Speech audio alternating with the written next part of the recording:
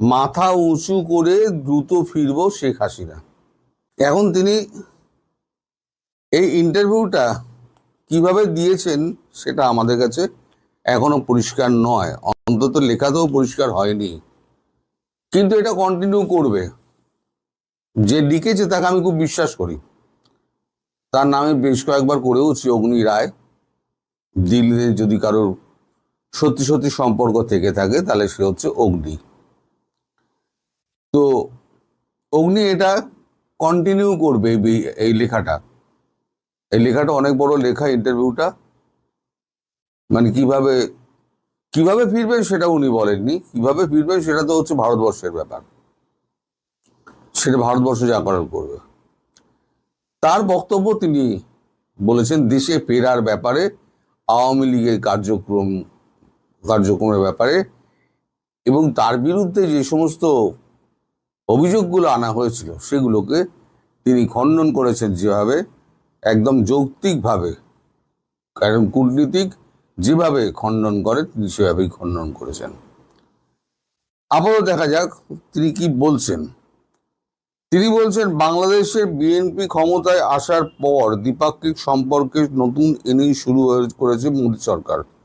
তবে গত মাসে নয়াদিল্লিতে এসে সে দেশের বিদেশমন্ত্রী খলিলুর রহমান, শেখ হাসিনা এবং প্রাক্তন স্বরাষ্ট্রমন্ত্রী আসাদুজ্জামান খান কামালকে প্রত্যর্পণের আর্জি ফের জানিয়েছেন। বিদেশ মন্ত্রক সূত্রের খবর, হাসিনাকে ফেরত পাঠানো নিয়ে কোনো চিন্তাভাবনা এখনো প্রধানমন্ত্রী দপ্তরের নেই।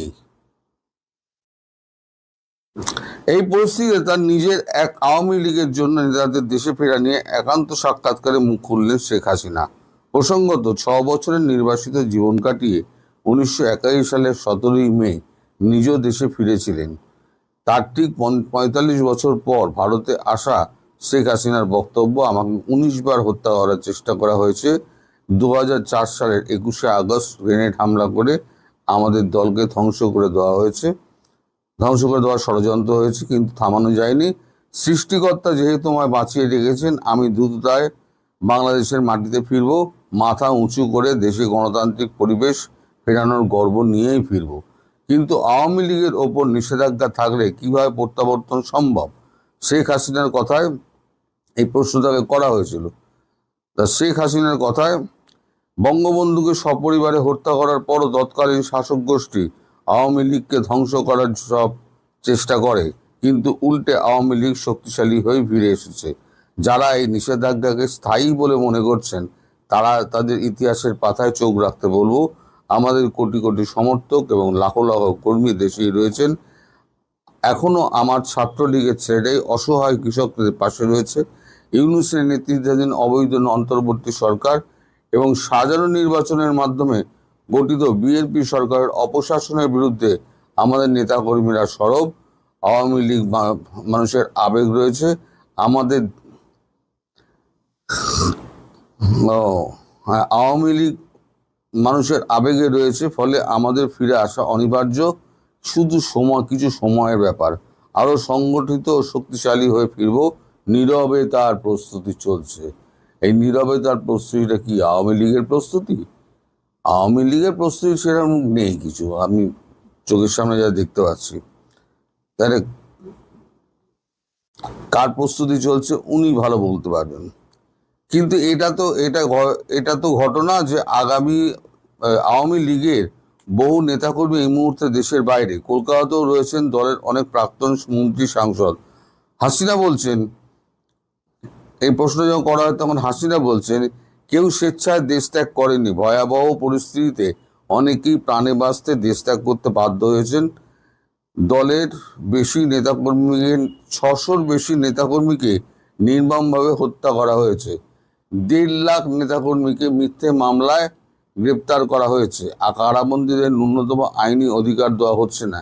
এই অবস্থায় যারা বাইরে রয়েছেন তারা বিশ্বের বিভিন্ন মানবাধিকার সংগঠনে বাংলাদেশের প্রকৃত পরিস্থিতি তুলে ধরছেন, সামাজিক মাধ্যমে সক্রিয় হয়েছেন। দেশের ন্যূনতম গণতান্ত্রিক পরিবেশে আইন ও শাসন তৈরি হলেই তবে ফিরবেন।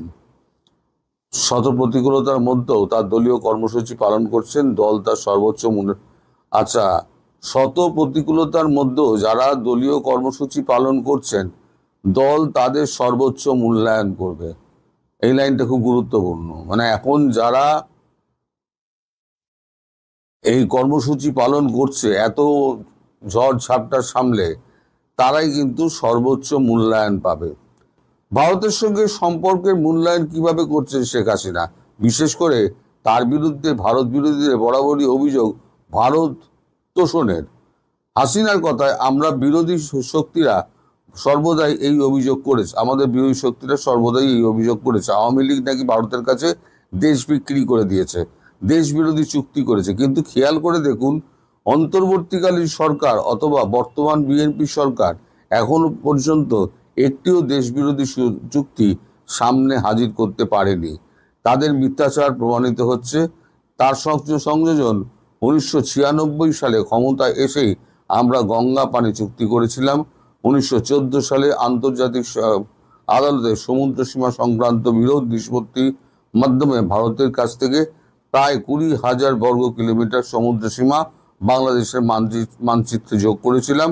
2015 সালের স্থল সীমান্ত চুক্তির মাধ্যমে ছিটমহল সমস্যার স্থায়ী সমাধান করে গিয়েছে। ভারত বাংলাদেশ মৈত্রী পাইপলাইন এই জ্বালানি সংকটের সময়ও বাংলাদেশের লাইফলাইন। এর মধ্যে কোনটা অন্য দেশের তাবেদারি বিএনপি বলুক, এই ঘটনা যে বিদেশ নীতির ক্ষেত্রে আওয়ামী লীগ দেশের জনগণের স্বার্থকেই অগ্রাধিকার দিয়ে এসছে। লেখাটা পড়ে মনে হলো এটা চলবে, লেখা আছে চলবে। লেখাটা পড়ে মনে হলো যে এটা একটা ইন্টারভিউ, কারণ পরস্পর কথাবার্তার যে ঢংটা যেটা দেখা যাচ্ছে তাতে মনে হচ্ছে এটা একটা ইন্টারভিউ। অর্থাৎ এতদিন যেটা উনি টেলিফোন ইমেলে ইন্টারভিউটা দিতেন, এখন সেটা মনে হচ্ছে সামনাসামনি। এখন অনেকগুলো কাগজে বেরিয়েছে, মিলেনিয়াম পোস্টে বেরিয়েছে, তারপর আমাদের টাইমস অফ ইন্ডিয়ায় বেরিয়েছে, তারপর Y1-এ বেরিয়েছে, অনেকগুলো জায়গায় বেরিয়েছে। যারা যারা একটা দিন বোধহয় টাইম দিয়েছিলেন উনি, সবাই মিলে গিয়ে তার ইন্টারভিউ নিয়েছে। এখন কি করে ফিরবেন এই প্রশ্ন দেখুন, শেখ হাসিনা সদুত্তর এখন দিতে পারবেন না। এইটা শেখ হাসিনার নির্ভর করছে ভারতবর্ষের উপরে সম্পূর্ণ। আর আওয়ামী লীগের কর্মীরা চোরাগোপ্তা সমস্ত কিছু করছেন, তারা ফেরার চেষ্টা করছেন, এটা ঠিক। কিন্তু আওয়ামী লীগের নেতা এবং মন্ত্রীরা যতক্ষণ না দেশে ফিরে তারা দলের হাত ধরছেন, ততক্ষণ পর্যন্ত কিন্তু আওয়ামী লীগের কর্মীরা সেই শক্তিটা পাবে না। এটা একদম মানে ধ্রুব সত্য। তাহলে বাকি কি থাকে? বাকি থাকে একটাই, সেটা হচ্ছে লাঠৌষধি। এই যে তাড়াতাড়ি বেড়া ফেরা দেওয়া কমপ্লিট হচ্ছে, বেশি দেরি করো না, আমাদের হাতে অত সময় নেই। গতকালকেও আমি বলেছি যে শুভেন্দুকে যেটা বলা হয়েছে, এবং শুভেন্দু তাড়াতাড়ি কাজ করছে। আমার মনে হয় ভারতবর্ষ আর বেশি দিন অপেক্ষা করবে না। ভারতবর্ষ এই ঝামেলা থেকে মুক্ত হতে চায়। যে পাশের রাষ্ট্রে একটা এরকম দুর্বিনীত সরকার বসে আছে আর তারা মাৎসন্যায় করে যাবে। তারপর সকালে যেটা বললাম, যেটা ইন্টারভিউতে যেটা শুভেন্দু বলেছে যে দুদেশের জামাতকে আমি উৎখাত করে ছাড়বো, তার মানে বাংলা দিয়ে ওই যে পূর্ব দিয়ে আক্রমণের কথা বলা হয়েছে না, এবার ভারত পূর্ব দিক দিয়ে হয়তো আক্রমণটা করবে আমার যতদূর মনে হচ্ছে। করে যা শায়েস্তা করার শায়েস্তা করে একমাত্র ভারতই পারে। এবং আমি অনেক আগে বলেছি, যদি নরেন্দ্র মোদী সরকার মনে করেন বা নরেন্দ্র মোদী যদি মনে করেন শেখ হাসিনাকে প্রধানমন্ত্রী হিসেবে তখ্তে বসিয়ে দিয়ে আসবেন, মানে সিংহাসনে বসিয়ে দিয়ে আসবেন, তাহলে পৃথিবীর কোনো শক্তি ওনাকে আটকাতে পারবে না। এত কিছু করেও আমেরিকার মতো শক্তিমান দেশ কিন্তু ভারতকে টলাতে পারেনি, নরেন্দ্র মোদীকে টলাতে পারেনি। এই যে এত বড় মিটিংটা হয়ে গেল এই আপনার বেজিংয়ে, ডোনাল্ড ট্রাম্প এবং আমাদের জিনপিংয়ের মধ্যে, মোদির মধ্যে কোনো পরিবর্তন দেখেছেন? উনি দেশ ভ্রমণে বেরিয়ে গেছেন, কারণ ওনার পরবর্তী কাজ হচ্ছে বাংলাদেশে শেখ হাসিনাকে প্রতিষ্ঠা করা, এবং তার কাজটা খুব সময় মতো খুব তাড়াতাড়ি হয়ে যাবে, যার জন্য আমি বলেছিলাম যে ডিসেম্বরের মধ্যে উনি ফিরবেন। হয়তো দেখা যাবে যে ডিসেম্বরের আগেই হয়তো ফিরে আসছেন। সুতরাং একদিন আমি যা বলে আসছিলাম, একদিন আমাকে যা কথা আপনারা শুনিয়েছেন, যারা কথা শুনিয়েছেন তাদের কথা বলছি, যারা শুনিয়েছেন কথা, তো আজকে ছাপার অক্ষরে দেখিয়ে দিলাম। আমি তো মুখে বলতাম অনেক ভুলবাস অনেক কিছু বলতেন, আজকে তো ছাপার অক্ষরে দেখিয়ে দিলাম। আর আমাদের আনন্দবাজারে বেরোনো মানে একটা প্রতিষ্ঠিত কাগজে বেরোনো, এবং অগ্নি রায়ের মতো একজন করা, মানে সে একজন জ্ঞানী গুণী, এবং সে জানে কোনটা ছাপতে হবে কোনটা ছাপতে হবে না। আর আনন্দবাজারও জানে ফার্স্ট পেজে অ্যাঙ্কারে এই স্টোরিটা ক্যারি করার অর্থ কোন জায়গায় হতে পারে।